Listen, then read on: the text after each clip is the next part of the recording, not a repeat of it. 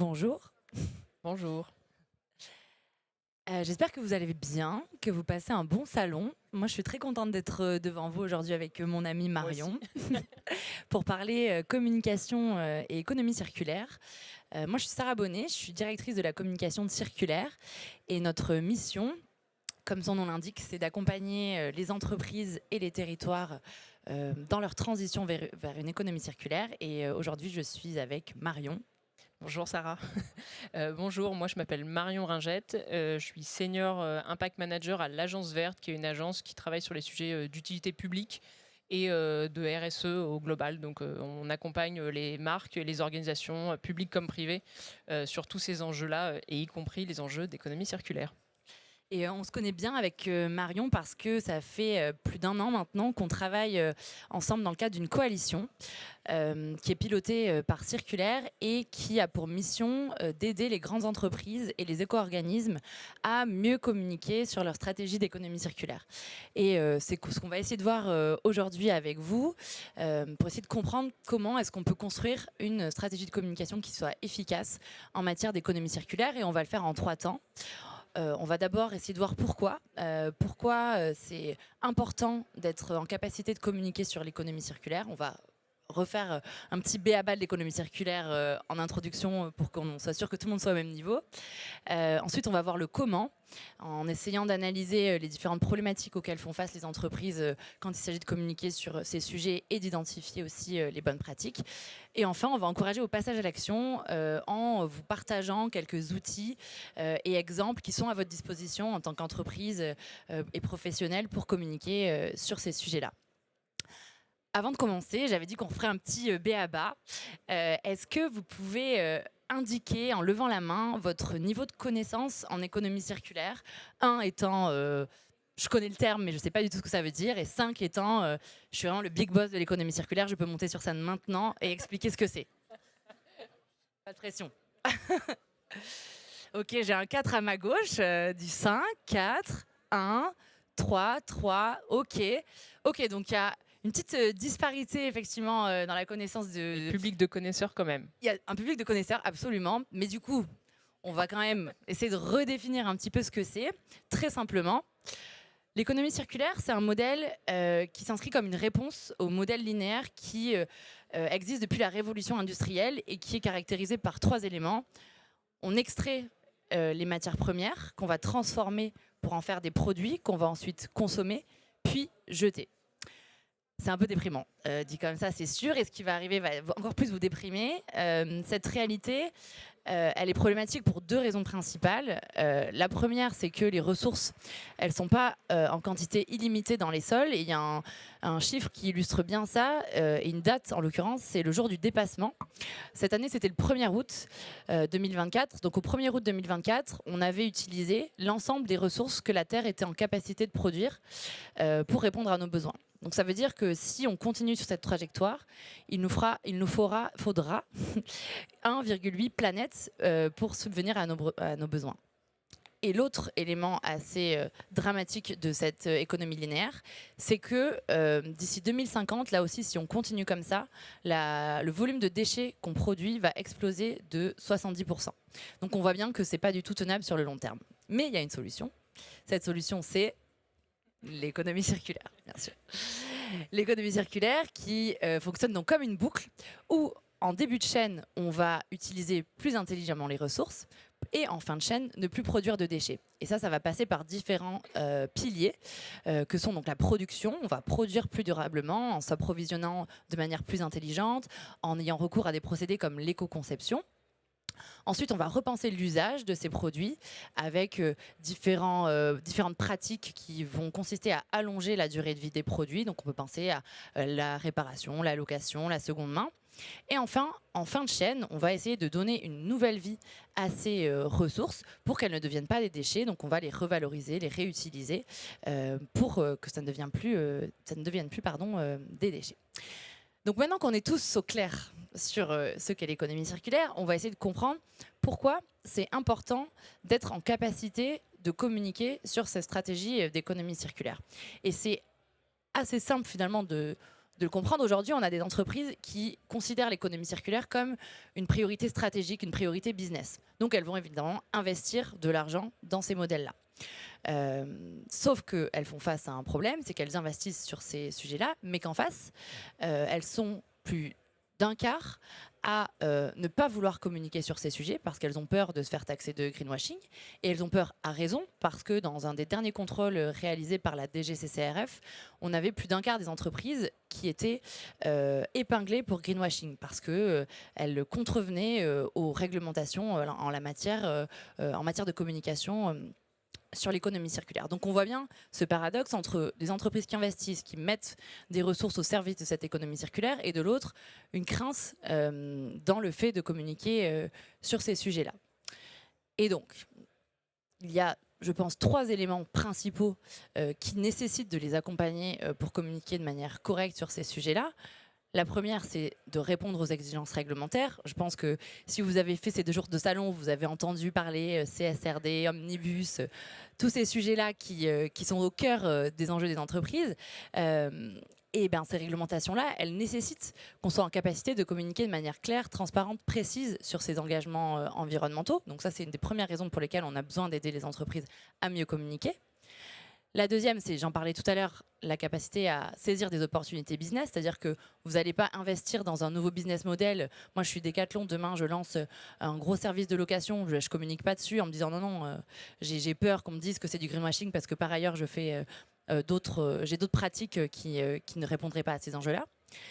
Et enfin, répondre aux attentes des consommateurs. On est, vous et moi, des consommateurs. Et évidemment, si on est là aujourd'hui, c'est qu'on a conscience aussi des enjeux environnementaux et on a envie que les produits qu'on achète, les marques qu'on plébiscite, soient alignés avec ces sujets-là. Mais à la fois, je ne sais pas pour vous, mais en tout cas, moi, c'est le cas. Quand je vois une allégation environnementale ou une promesse sur un produit, je me dis toujours, non mais c'est du greenwashing, j'y crois pas une seconde. Ils essaient de me vendre le produit alors que derrière, il n'y a rien. Sauf que je ne pense pas que ce soit le cas et qu'il y a effectivement des entreprises qui font les choses bien, donc il faut les aider à mieux communiquer. Et donc on en arrive sur le comment, finalement, et je vais laisser la parole à mon amie Marion. Merci Sarah. Oui, alors, moi j'ai en effet une casquette plus communicante. Je ne suis pas experte de l'économie circulaire et c'est pour ça qu'on a un rôle très complémentaire, mais moi je vais essayer de vous donner aussi un regard plus com et communicant dessus. Souvent, quand on rencontre des entreprises, moi j'ai essayé de recenser en gros les 3 familles de questions auxquelles font face les entreprises quand elles essaient de communiquer sur leur engagement. Le premier, ça va être tout l'enjeu de, et comme tu le disais, mon entreprise elle a peur du greenwashing, du coup on préfère ne pas communiquer parce qu'on n'est pas encore au max, parce que tout n'est pas parfait, etc. Et ça, je le comprends, notamment parce que sur les enjeux d'économie circulaire, les sujets sont complexes et parfois la valeur ajoutée de votre produit, même si vos équipes ont travaillé d'arrache-pied, c'est une grosse innovation, c'est important pour vous, en fait, qu'est-ce que ça va proposer aux consommateurs ou à votre partie prenante, etc. Donc c'est un peu compliqué. Je le comprends, mais c'est vrai que du coup, on arrive avec ce chiffre, enfin avec cette peur du greenwashing, et donc la conséquence de ça, tu le disais, c'est le greenwashing, ce qu'on appelle donc la peur de communiquer. Nous, on avait fait une étude à l'Agence Verte sur la RSE. Il y a à peu près 33% des directeurs communication et RSE d'ailleurs qui disaient lutter contre ce greenwashing au sein de leurs entreprises. Et c'est quasiment autant que le greenwashing. Ils luttent aussi à 38% contre le greenwashing. Donc il y a vraiment cette peur qui arrive, mais c'est vrai que c'est dommage. Alors moi, je vais prêcher pour ma paroisse, c'est dommage de ne pas communiquer, mais surtout, en effet, c'est important de faire comprendre ces enjeux-là à ces consommateurs, à ces parties prenantes. Donc oui, il faut le faire, il faut juste savoir bien le faire. Alors, comment on met en avant ces preuves d'économie circulaire ? Tout simplement, la première question, c'est quelles sont mes preuves ? Déjà, si vous êtes dit comment je mets en avant mes preuves, c'est déjà une bonne première question, parce que ça sous-entend que vous en avez. Ne faites pas une action d'économie circulaire juste pour de la com, parce que ça ne va pas être assez sincère, pas assez robuste. Mais par contre, vous avez forcément des preuves derrière, donc il faut aller les chercher. Il faut aller chercher des chiffres solides, il faut aller faire des ACV, des études d'impact. Voilà, il faut avoir tous ces éléments-là, et il faut essayer de trouver aussi les éléments, on va dire, le chiffre ou l'argument qui va parler aussi à votre public, parce que parfois les preuves elles vont être intéressantes pour vous, mais en fait elles vont être quand même peut-être un peu complexes pour votre cible, donc il faut déjà tout recenser et puis après arbitrer en fonction aussi de vos cibles.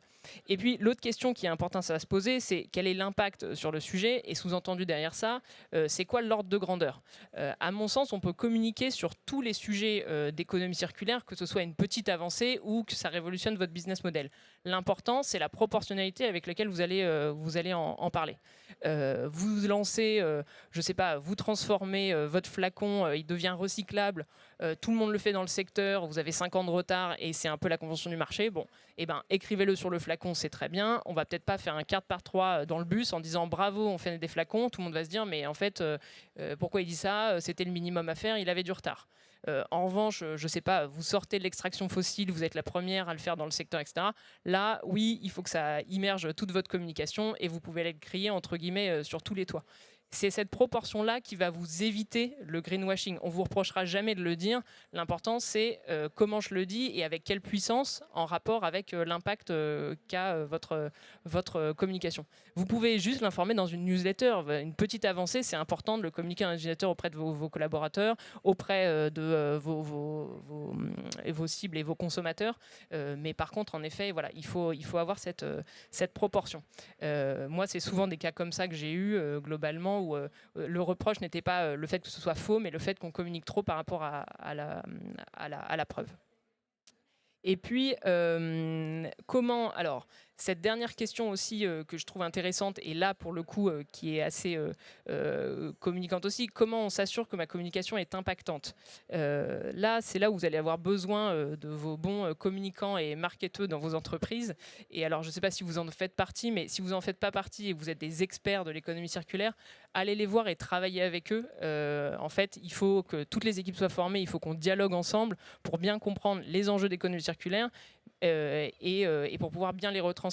Les communicants, les personnes du marketing, c'est vraiment des experts qui savent mettre en avant un truc. Je veux dire, les communicants ont quand même réussi à vendre des Crocs aux gens, donc globalement, c'est quand même des génies du marketing. Donc on va pouvoir réussir à vendre aussi demain du recyclage, du vrac et n'importe quelle technologie. Il faut juste bien le faire comprendre. Et une fois qu'on le comprend bien, eh ben, on peut faire des merveilles. Et donc, en gros, moi, les 3 points, on va dire, pour avoir une communication impactante, c'est à la fois quel est le niveau de connaissance de mon public. Il faut bien faire attention. Vous ne parlez pas de la même façon, encore une fois, à votre consommateur qu'à votre institutionnel. Vous avez validé votre trajectoire SBTI. Bon, on l'écrit pas sur le flacon, SBTI, les gens savent pas ce que ça veut dire, et en plus, c'est pas la cible. Mais par contre, sur votre plaquette pour vos investisseurs, il faut absolument le mettre. Donc, pensez bien aussi à chaque fois quel est mon public, et puis il faut s'adapter. Et puis, il y a un autre sujet aussi, moi, que j'aime bien soulever dans ces cas-là, c'est sur quel sujet ai-je besoin de rassurer mon public. Vous avez une démarche d'économie circulaire, vous voulez absolument en parler. Parfois, il y a des entreprises qui sont, on va dire, circulaires by design. C'est pas forcément là-dessus qu'on vous attend, c'est peut-être parce qu'il y a d'autres sujets que vous avez besoin de réassurer. Et si tu peux passer à la slide suivante, je vais vous donner un exemple. C'est Back Market, par exemple. Donc, vous vous souvenez tous de leur première publicité, sans doute, où c'était des chiffres. Ils mettaient offre spéciale, moins 91% d'impact carbone, etc. Là, ils réassuraient vraiment en disant, bah voilà, on diminue les litres d'eau, les carbones et tout. Je pense, parce que je n'ai pas travaillé pour eux, mais je pense que derrière, il y a eu des études qui ont été faites en disant, les gens n'achètent pas de reconditionné. Pourquoi? Parce qu'ils ont peur que ce ne soit pas de la même qualité. Ils ont fait une pub, globalement. Alors, on ne va pas détailler sur enfin, là, ils sont en changeant de point de vue, donc on voit qu'ils changent de point de vue, ils sont sur le bateau ou hors du bateau, mais moi, ce que je trouve intéressant, c'est que derrière ça, ce qui montre, c'est que c'est la même qualité. Donc, en fait, peut-être que le sujet n'est pas de dire le reconditionné, c'est bien, c'est le reconditionné, et ben en fait, ça a la même qualité qu'un produit neuf. Et c'est sur ces sujets-là aussi qu'il faut réassurer.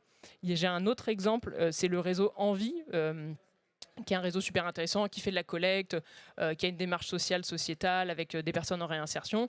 Pareil, ils collectent, ils recyclent, ils valorisent. Voilà, eux, ils veulent se faire connaître.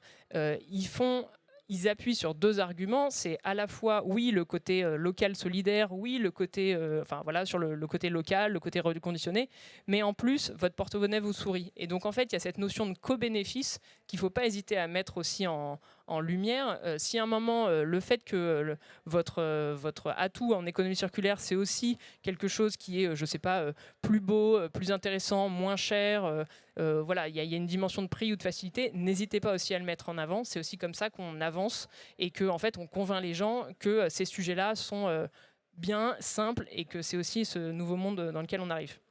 Voilà. Mon troisième point, c'est celui des imaginaires. On a besoin de créer des nouveaux imaginaires sur ces sujets d'économie circulaire et sur ces sujets d'environnement en règle générale.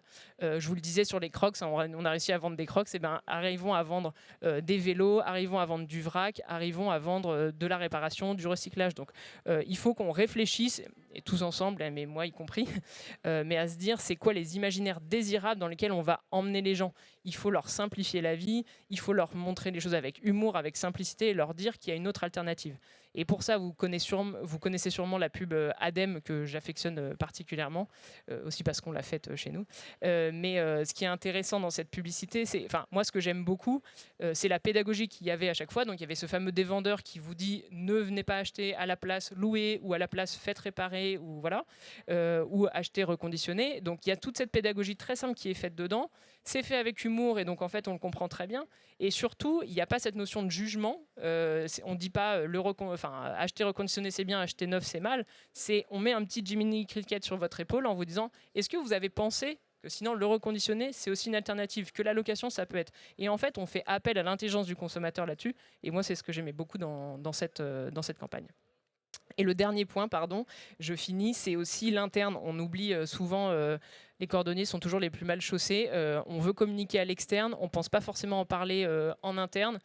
Pareil, dans notre étude, on s'est rendu compte que 2/3 des collaborateurs souvent voulaient être mieux formés aux enjeux RSE sur leur propre métier. Donc c'est eux aussi les ambassadeurs, c'est eux qui vont en parler, ne serait-ce qu'à leur famille, à leurs amis autour de vous, et puis qui vont aller en parler à vos clients. Il n'y a rien de pire qu'un vendeur qui vous dit oh bah je sais pas moi, ce truc d'économie circulaire, de toute façon j'y crois pas trop. Enfin, c'est le pire des vendeurs pour le coup que vous puissiez avoir sur votre démarche. Donc c'est important d'embarquer les sales et voilà, le marketing, la communication aussi bien sûr comme je le disais, et puis aussi tout l'interne en règle générale pour adhérer au projet. Voilà. Complètement. Et du coup, pour résumer un petit peu ce qui a été dit par Marion, je pense qu'on a finalement 4 familles de bonnes pratiques qu'il faut avoir en tête quand on a décidé de communiquer sur l'économie circulaire. On va vous montrer quelques exemples après de bonnes et de mauvaises pratiques. Pour reboucler avec ce que disait Marion, effectivement, il y a le sujet de la priorisation. On ne vous demandera pas d'être parfait, personne n'est parfait, mais effectivement, mettre l'emphase sur un projet qui est minime par rapport à l'impact que vous avez par ailleurs, c'est pas une bonne chose. Donc il faut effectivement prioriser et aller vers aussi un changement de paradigme, parce que c'est ça ce que disait Marion avec les nouveaux imaginaires, c'est proposer un nouveau mode de consommation, une nouvelle société, et c'est ça que la communication doit pouvoir mettre en avant. Avoir des arguments qui soient étayés, toujours se baser sur des preuves, ne pas partir sur des allégations. Il y a des termes aussi qui ont été encadrés par la loi climat et résilience notamment, qui fait une liste de termes interdits comme neutralité carbone. En fait, parler de neutralité carbone, c'est pas possible. On ne sera jamais neutre en carbone quand on produit des biens et des services. La transparence aussi, c'est un point hyper important. Là aussi, pour redire qu'on n'est pas parfait, et en fait reconnaître qu'on n'est pas parfait, c'est comme dans la vie finalement, ça sert. Et le fait de mobiliser aussi son écosystème, on l'a vu au départ sur le schéma de l'économie circulaire. La circularité, ça implique de travailler en collaboration avec ses parties prenantes, parfois même avec ses concurrents. On parlera d'un exemple à ce sujet-là tout à l'heure. Et donc, il y a vraiment une logique de co-construction. Et là aussi, vos parties prenantes sont des supports sur lesquels vous pouvez vous appuyer dans le cadre de votre communication, et il ne faut surtout pas les négliger. Ça donnera là aussi plus de crédit finalement à votre communication. Et donc, on va vous présenter quelques bons élèves de la communication avec Decathlon qui, là aussi, j'en parlais tout à l'heure, évoque un changement de paradigme dans son nouveau modèle. Ouais, Decathlon, c'est intéressant parce que eux, ils font de la vente classiquement, ils se sont lancés dans la location. Et donc, en fait, c'est au cœur de leur business model. Donc, c'est un sujet qui est hyper important. Vous passez d'un modèle économique de la vente de la location à un modèle de la fonctionnalité. C'est une communication qu'ils font auprès de leurs consommateurs et qu'on a trouvé en effet plutôt intéressante pour ça. Ce qui est intéressant, et je me rapproche parce qu'il y a des choses qui sont écrites, mais je ne vois pas bien. Mais non, mais c'est la sensibilisation. En effet, la bonne pratique, c'est aussi la sensibilisation effectivement des clients aux avantages et économiques et environnementaux. Je vous le disais, le sujet du co-bénéfice, il faut aussi dire aux gens, voilà combien ça coûte, et puis ça va vous coûter moins cher, et puis ça va vous faire des économies. Quand on voit la petite publicité avec l'enfant, bah oui, en fait, ça a l'air logique de se dire, les enfants, tous les 2 ans, il faut tout changer. Pourquoi on achète des trucs et on les loue pas? Enfin, pour les enfants, ça devrait être un truc qu'on aurait dû faire depuis le début. Et puis, le bénéfice consommateur, en effet, on expose là les choses avec simplicité, avec praticité. On leur montre aussi que c'est pas compliqué, qu'il y a des offres et des formules toutes faites qui sont faites. Donc, c'est aussi l'importance de bien penser en amont, même, j'ai envie de dire, le marketing de l'offre, pour qu'à la fin, les gens se disent pas non plus, je le fais vraiment par conviction, mais parce que c'est trop compliqué. Donc là, c'était un bon exemple là-dessus. Et on a là un bon exemple de transparence aussi avec Acetate, qui est une marque de lunettes qui s'était fait épingler finalement pour allégations trompeuses et qui a reconnu dans un communiqué de presse et sur leur site internet, qui ont fait une page dédiée en disant bah voilà, on a fucked up, comme ils le disent sur cette page, où en fait, ils ont, alors parmi les éléments qui leur étaient reprochés, ils ont finalement privilégié l'esthétique avant l'impact. Donc ils ont pensé à une nouvelle boîte de lunettes à partir de matériaux faits à partir de bambou. Et en fait, ils se sont rendus compte, grâce à la CV, que en fait, ça rendait le packaging beaucoup moins, ou en tout cas plus difficilement recyclable à la fin. Donc ils ont privilégié l'aspect esthétique avant l'aspect environnemental. Et ils l'ont reconnu, ils ont fait une communication dédiée sur ce sujet-là, et ça renforce aussi la crédibilité du message et l'humilité vis-à-vis des consommateurs, et donc le lien qui aurait pu être brisé avec les consommateurs est finalement renforcé par cette transparence. Et j'en parlais tout à l'heure, le fait de communiquer aussi en écosystème, ça c'est un exemple de coalition qu'on a menée avec Circulaire, avec des grandes marques de l'industrie cosmétique, donc une industrie qui sur le papier est quand même assez concurrentielle, et qu'on a réuni pendant 1 an pour travailler ensemble sur un projet de consigne pour réemploi pour les crèmes de soins. Donc on avait L'Oréal, La Rosée, Yves Rocher, enfin, les grands du secteur qui ont travaillé pendant plus d'1 an sur des processus de lavage, de R&D, pour essayer de comprendre comment on peut rapporter les produits de crème de soin, enfin, les emballages de crème de soin en magasin, les nettoyer et les remettre en circuit. Donc l'expérimentation est en cours aujourd'hui, et donc elle a été lancée, et à ce moment-là, on a eu une communication commune des marques sous un même emblème. Les packagings restent les mêmes, mais sont brandés à l'image de la coalition. Et là, on voit bien la force aussi de se dire, bah, la circularité, ça va au-delà de l'aspect concurrentiel, qui existe toujours évidemment, mais on se met ensemble, on travaille ensemble sur ce sujet-là, et on se met aussi ensemble pour communiquer et faire du bruit autour de ces enjeux. Et pour le consommateur aussi, ça envoie un message fort en se disant, en fait, nous, l'objectif, évidemment, c'est de vendre des produits, mais c'est aussi de révolutionner l'industrie, d'aller vers des nouvelles pratiques, et on s'unit et on travaille ensemble pour rendre ça possible. Et maintenant, les mauvaises pratiques. Donc là, on va voir quelques petites erreurs également qui ont été commises. Donc c'est un peu le pendant de ce qui a été dit tout à l'heure. C'est que si notre communication, elle est pas claire, elle est pas précise, et ben, du coup, elle est ambiguë. Donc on laisse penser que notre produit, notre service pourrait avoir des avantages environnementaux. On laisse planer le doute finalement, et on parie sur la méconnaissance du consommateur. Mais du coup, c'est ça qui crée de la défiance aussi, et de la méfiance vis-à-vis des consommateurs. On a les affirmations non proportionnées, où en fait on va mettre en avant un bénéfice environnemental de manière très forte, alors que qui nie ou qui ignore complètement les autres aspects négatifs du produit ou du service. Ensuite, on a les déclarations non étayées, où là, encore une fois, on va avancer un bénéfice environnemental sans avoir de preuves derrière, et parfois même des communications contradictoires, où on va valoriser un engagement, alors que derrière, on a des pratiques de sponsoring, voire même des pratiques internes, on parlait de l'interne tout à l'heure, qui contreviennent complètement à ces engagements environnementaux ou sociaux. Et là, on va passer aux exemples, celui-là assez récent. Ouais, alors bon, l'exemple, enfin, le sujet, c'est pas de donner des bons ou des mauvais points, hein, mais moi, j'ai trouvé que cet exemple, quand même, il était intéressant. C'est celui de Coca pendant les JO, vous l'avez peut-être vu. Donc, Paris 2024, on dit c'est les JO les plus écologiques qu'on a jamais eu, etc. Et donc, Coca, qui est un peu l'opérateur, on va dire, de boissons, dit c'est super, nous, on va aider à réduire l'emballage. Et d'ailleurs, ils invitaient les gens à dire n'oubliez pas de ramener votre gobelet consigné, etc. Je vous passe en plus le fait que le gobelet est des éco-cups, il faut plus avoir une consigne, on vous rend l'argent, ils n'ont pas la monnaie, enfin bref. Donc déjà, le truc est un peu une galère. Et par ailleurs, ils ont été pas mal épinglés, même sur les réseaux sociaux, parce qu'en fait, ce que les gens se sont rendus compte, c'était qu'ils prenaient des bouteilles en plastique pour vider dans les éco-cups. Et donc là, on voit qu'il y a un peu une ambiguïté sur les engagements.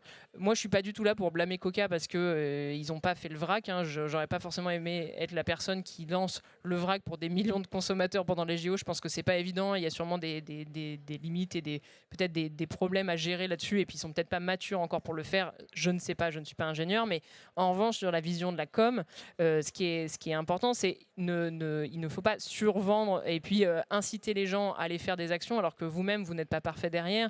Ce qui aurait peut-être pu être plus intéressant là-dessus, c'est peut-être d'avoir été plus transparent en disant on en est là, on n'est pas encore parfait parce qu'en fait, on vous garantit pas que derrière, c'est du 100% vrac, mais au moins, ça nous permet de garder les bouteilles et pas les jeter dans la nature et nous, on s'engage à les recycler. Et puis voilà ce qu'on va faire dans les prochains mois. Tout est communicable, encore une fois, il faut faire un peu attention. Et en l'occurrence, là, on parlait de l'attaque, de faire attention à son image, etc.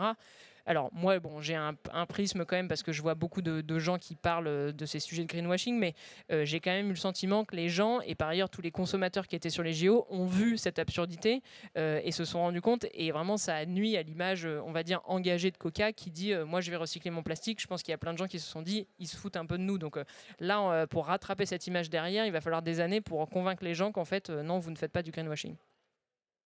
L'autre exemple que je trouvais intéressant, alors c'est McDo et Burger King, les deux, mais qui ont fait la même chose, c'est faire passer une obligation réglementaire pour une démarche volontaire. En 2020, il y avait la fin des jouets en plastique pour McDo, et puis là, il n'y a pas longtemps, je crois que c'est la loi AGEC qui a dit on arrête le jetable dans la restauration, dans les fast-food et de restauration, pour mettre des gobelets et puis des objets en plastique.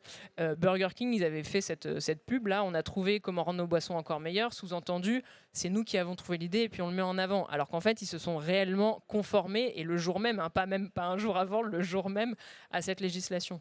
Alors très honnêtement, je ne sais pas s'il y a beaucoup de gens, beaucoup d'utilisateurs qui connaissent cette loi, mais en tout cas quand on le connaît, c'est pareil, ça nuit un peu à l'image. On se dit en fait on se fout un peu de nous, la publicité là elle sert juste à nous embobiner. Je trouve que la publicité est très décriée et à juste titre, mais je trouve que c'est des publicités qui nous aident pas du tout en tout cas à redorer un peu cette image de la communication.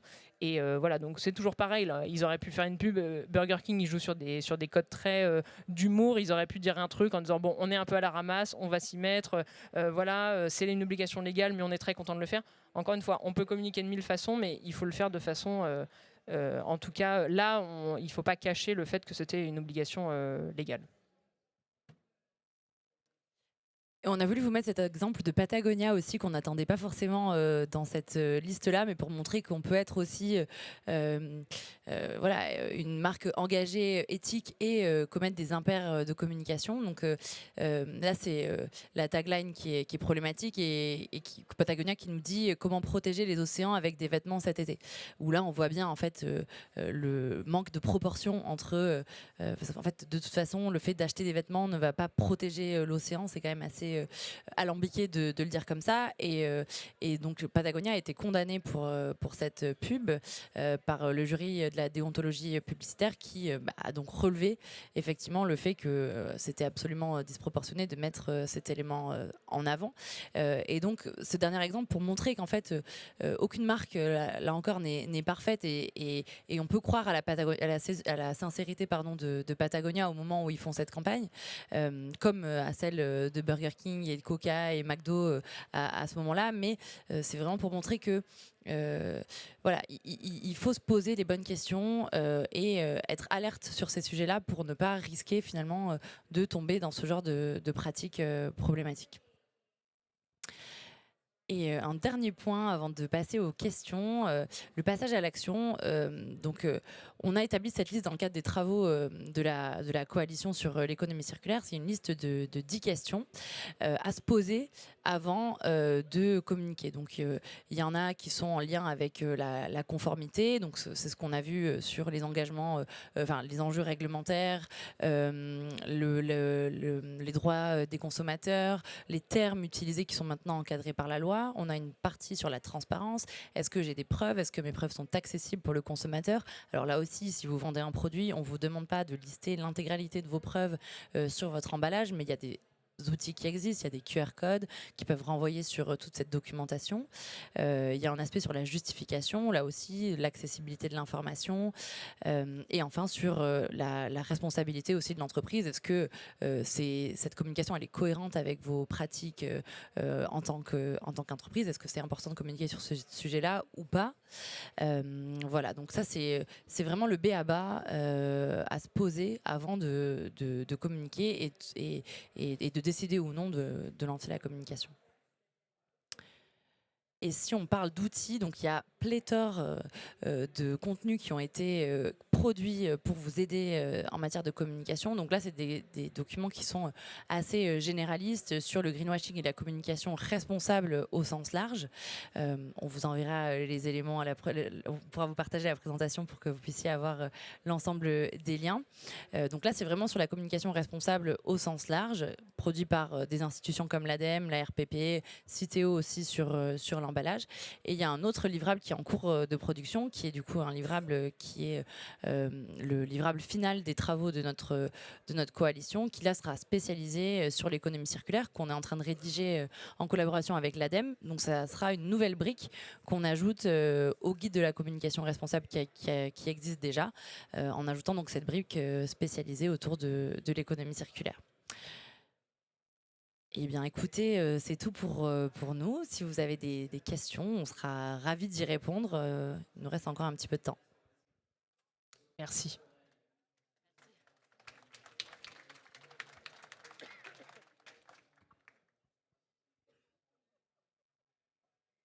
Est-ce que quelqu'un a une question? La première, c'est toujours la plus difficile à poser. Et après, ça roule tout seul.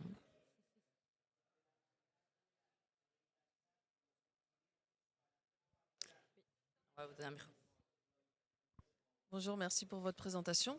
Je voulais savoir, est-ce que vous accompagnez les petites entreprises ou vous accompagnez que des grandes entreprises? Alors, chez nous, on est plutôt sur des grandes moyennes. Après, il faut voir ce qu'on appelle par petites entreprises. Mais non, enfin, les TPE moins. Mais je pense que, et j'ai pas en tête, mais je pense qu'il y a plein de gens qui les accompagnent là-dessus. Alors, j'ai pas forcément de référence. Mais nous, on est plutôt sur ETI, grosse TPE, on va dire. Voilà, plutôt sur ce genre de trucs. Oui, nous c'est la même chose, mais en l'occurrence, nous, ce qui était important pour nous aussi, c'était de travailler avec les agences, que ce soit des grandes agences comme Havas, mais aussi les plus petites, pour leur mettre à disposition ces outils-là, parce que c'est quand même souvent les agences qui produisent aussi les contenus. On externalise souvent cette partie-là quand on est aussi une petite entreprise. Et donc nous, on fait ce travail-là de mettre à disposition ces outils-là aux agences pour qu'elles soient formées, qu'elles connaissent ces enjeux-là et qu'elles puissent aider les entreprises. Nous, directement, on ne travaille pas avec ces petites entreprises, mais en tout cas, tous les contenus qu'on produit dans le cadre de la coalition, en tout cas, ils seront disponibles en open source, donc à disposition des grandes et petites entreprises.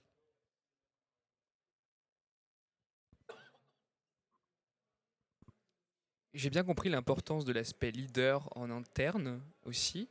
On a beaucoup parlé de communication en externe. Est-ce que vous avez des outils ou des clés pour la communication interne pour aussi convaincre par exemple des collaborateurs qui sont en front avec nos clients par exemple? Alors moi, basiquement, je dirais c'est la formation. Moi, dans l'agence, je passe mon temps à aller former, aller chercher des formations, imposer aux gens d'avoir ces formations-là. Donc, je pense que la formation c'est clé et surtout, de plus en plus, on s'en rend compte qu'elle soit adaptée au métier. C'est super de commencer par exemple par des fresques du climat ou j'imagine des fresques de l'économie circulaire même qui existent. Je pense que ce qui intéresse maintenant les gens, c'est comment moi, au sein de mon métier, je peux changer quelque chose, je peux avoir un impact, etc. Et là, je trouve que c'est ce qui intéresse le plus les gens. Donc, moi, je dirais la formation, c'est l'outil que je trouve le plus pertinent à date. Oui, complètement, je suis d'accord avec Marion. Et c'est aussi la formation complètement, parce qu'en fait, ça permet aussi de réaliser l'impact. Nous, on a, chez Circulaire, on a réalisé un rapport qui est une centaine de solutions pour rendre son bureau plus circulaire. Donc ça va de son matériel IT jusqu'à la machine à café, jusqu'au tri des déchets. Et en fait, aujourd'hui, on a toujours autour de soi quelqu'un qui va dire mais moi le recyclage j'y crois pas, de toute façon ça va toujours, tout va au même endroit à la fin, ça existe encore. Et ces gens-là, si on leur montre en fait très concrètement l'impact que l'absence de tri peut avoir, l'impact que imprimer tous les jours ces dossiers c'est en mesurant qu'on réalise, et c'est pas tellement à travers des discours moralisateurs, mais plutôt à travers des chiffres, des éléments concrets qu'on réalise et qu'on pousse le passage à l'action. Donc effectivement, la formation c'est la première étape, et c'est vrai que c'est fatigant un peu d'être l'écolo de service en permanence, hein. Je pense que si on est là, on est tous cet écolo de service là, mais il faut pas lâcher et sensibiliser voilà, à travers des éléments concrets et factuels pour pousser le passage à l'action.